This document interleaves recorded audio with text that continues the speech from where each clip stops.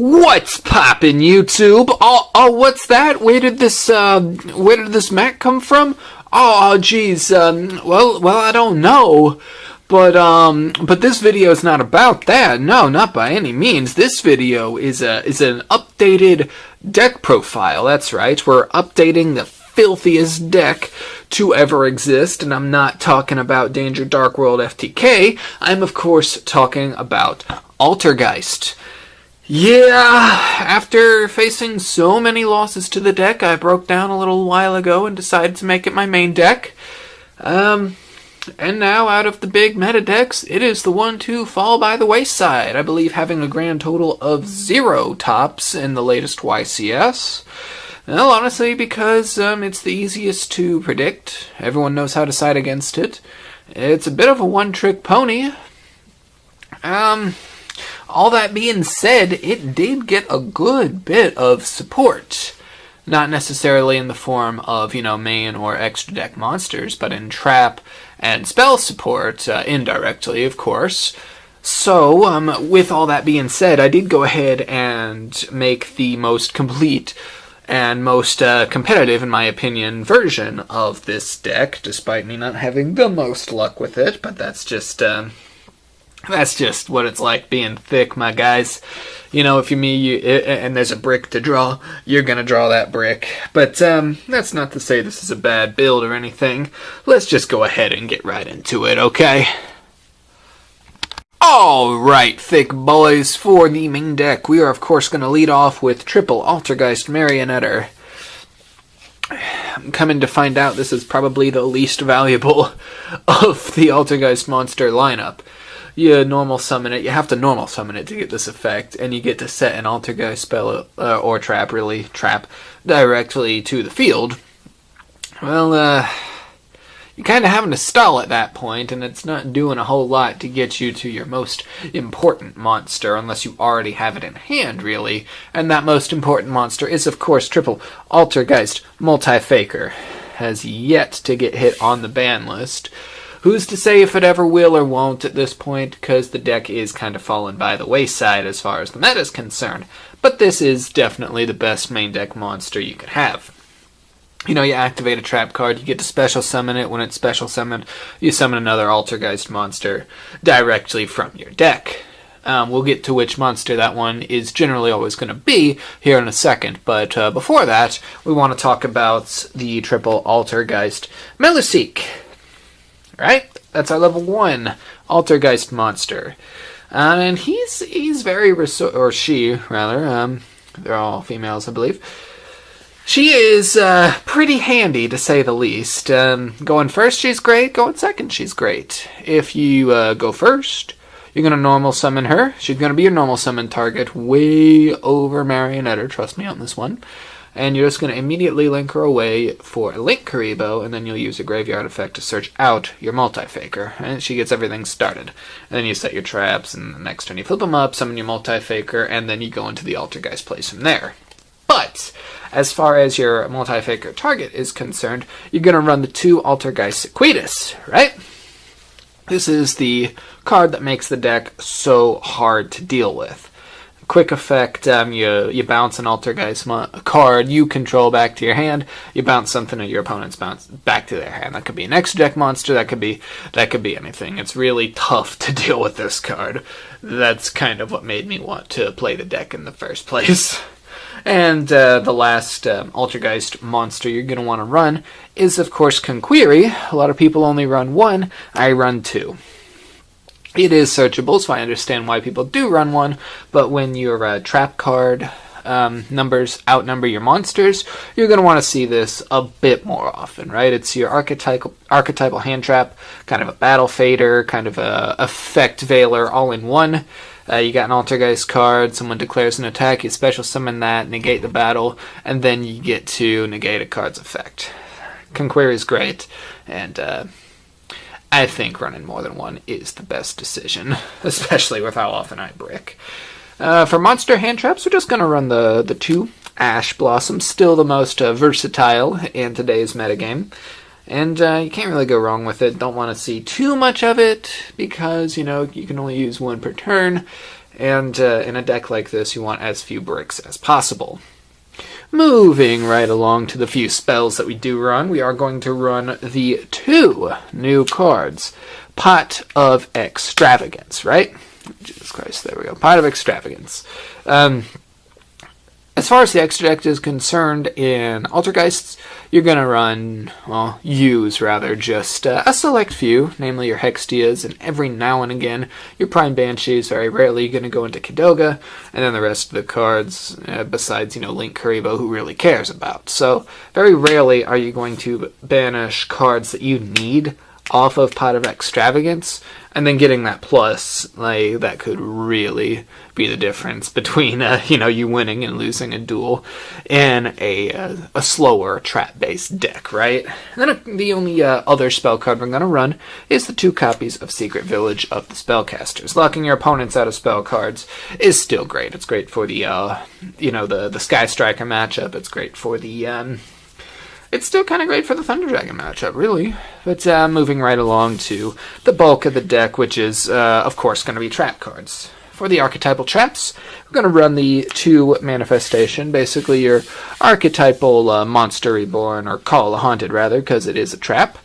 The 2 protocols, make sure that your effects are going to go off, and then if you've got an opponent's monster that's trying to pull some shenanigans, it helps you deal with that a little bit. And then, since this is an updated version, I did bump up the spoofing from 2 to 3, upon realization that, this doesn't have the word Altergeist in the card name. A comment section actually helped me out with this one. This isn't a searchable card by any means, so you want to see this as much as possible. So, 3 personal spoofing. There you go. And then for its support from Soul Fusion, we bumped down Trap Trick down to 2. It's still great to be able to see the normal trap cards that you want to, but you don't want to see this card. You don't want to see doubles of this in your opening hand, per se, because, it does kind of lock you into only playing 1 trap card for the rest of that turn. So 2 is a good ratio when you're getting to run a 3rd and 4th copy of these normal trap cards, right? And which ones are we talking about? We're, of course, talking about, double Infinite Impermanence. Still just a great card to run in almost any deck, but especially this deck, right? Because Trap Trick always makes it kind of searchable. Effect Veiler, except it can't be called by the grave, and then you can negate just another spell and trap card in that column if you happen to be so lucky. Then we did cut the 2 evenly matched for the 2 new cards out of Savage Strike, or the new card out of Savage Strike, 2 copies of it. We're running Witch's Strike because Trap Trick is going to make that live as well. And I mean, you're blowing. It's a one-sided Final Destiny, right? So you can't really go wrong with this card. I don't care how many cards, effects activate in the graveyard. If you hit your opponent with this, they're not going to see it coming, and they're going to be seriously hurting. Witch's Strike 2 is a good, it's a good ratio for it. We're not running the Droll Reincarnation version. Really, pure Altergeist seems to be the most consistent version. We did add the Witch's Strike. We did add the other Conquery. We added the Pot of Extravagance. A couple other things, a couple other floodgates, so, that, it wasn't the most consistent. I did see some success with it on, Dueling Book, but in real TCG practice, it didn't always help me. It more often than not bricked me in a deck that bricks too much anyway. So moving right along, we do still have the 2 metaverses. You'll be able to activate your Secret Village directly from the deck, and then if you got your Multi-Faker in hand when you play this, you're going to get your Sequidus out as well, so you're going to lock them out of spell cards, and then you're just going to be able to bounce whatever they try and throw at you back to hand. That's still really good. And then for Floodgates, we're still going to have the 1 Imperial Order, no more spell cards. Hopefully you don't see this at the same time as your Secret Village, but you want consistency. You want your opponent not to be able to play spell cards, so that's still a great card to have. And then the other Floodgate is going to be double Rivalry of Warlords. We do run all spellcasters for the monster lineup. You don't want to run Gozen. That card kills this deck. Like, if your opponent flips up Gozen, you might as well scoop, because if you don't have a way to deal with it, which my ways to deal with it are mainly in the side deck, it's basically GG from there. But Rivalry of Warlords is still a great card to run in this deck. And then lastly, for the main deck, we do still run the Solemn Brigade. We got Judgment, Strike, and Warning all at 1. I find those to be the perfect ratios. You never really know what you're going to need. Hopefully you see these two a little bit first. So when you're paying half your points, maybe it'll still...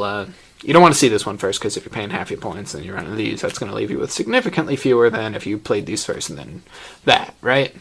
We do side maybe another Strike or something, but the 40-card deck space in Altergeist is, pretty tight as is. So... these are the ratios that I found to be the most consistent for the deck. Now let's move right along into the extra deck. Alright, so extra deck. I don't think a whole lot's changed. I think maybe we had a Gumblar in here last time, but that got banned recently, so we can't run that anymore. But we do run, of course, the triple Altergeist Hextia. If you're going into an extra deck monster, generally this is what you're going to want to go into. Definitely got to run 3. Not only because generally you want to at least play 2, but in case, Extravagance hits one, you want to have at least another one to be able to play, right? And I did finally come up with a 3rd ultra rare version of it. So that's nice and aesthetic. The 1 Prime Banshee and the 1 Kildoga. They're useful every now and then, but it's not going to... they're not cards you want to go out of your way to summon, so if Extravagance hits them, it's not going to hurt you too bad. And then everything else, basically your pot of Extravagance fodder. You got your 1 Borreload, you got your 1 Boral Sword, you got your Sayuja.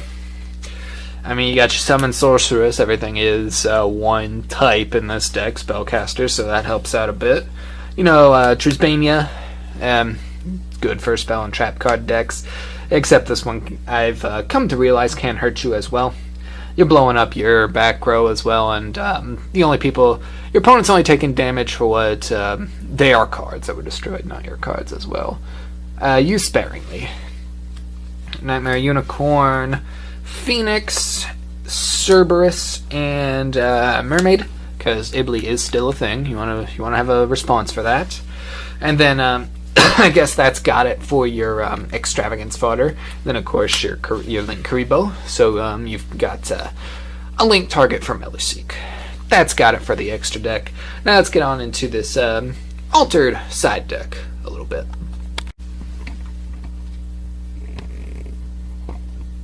Alright, so the side deck has changed quite a bit since the last deck profile. We are still citing the Droll Reincarnation package, in case you feel like you just really kind of need it. So we got the 3 Droll and the double Reincarnation in the side deck.